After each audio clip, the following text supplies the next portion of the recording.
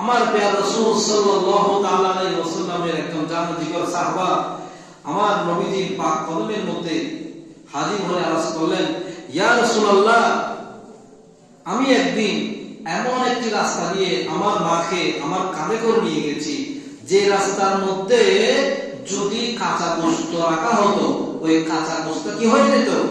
কাবাব কাবাব হয়ে যেত। সেরকম একটি রাস্তা দিয়ে আমি আমার মাকে কাঁধে করে নিয়ে গেছি। তো ইয়া রাসূলুল্লাহ, আপনি বলেন, তাহলে কি আমি আমার মায়ের হক আদায় থেকে রক্ষা পেয়ে গেছি, অর্থাৎ আমার মায়ের হক আদায় হয়ে গেছে? তখন আমার নবীজি বলছেন, ও আমার জান্নাতীয় সাহাবা, তোমার মা তোমার জন্য রাত দিন 24 ঘন্টা, তোমার মা তোমাকে পেটে দেওয়া থেকে শুরু করে দুনিয়া আসার পর্যন্ত, দুনিয়া আসার পর থেকে তোমার বলা পর্যন্ত, চলা পর্যন্ত, করা পর্যন্ত যে শ্রম দিয়ে গেছেন, সেই শ্রমের তুলনায় তুমি একটু পরিমাণ, একটু কিঞ্চিত পরিমাণ কিছুটা হক আদায় করেছো। তুমি তোমার মায়ের পরিপূর্ণ হক আদায় করতে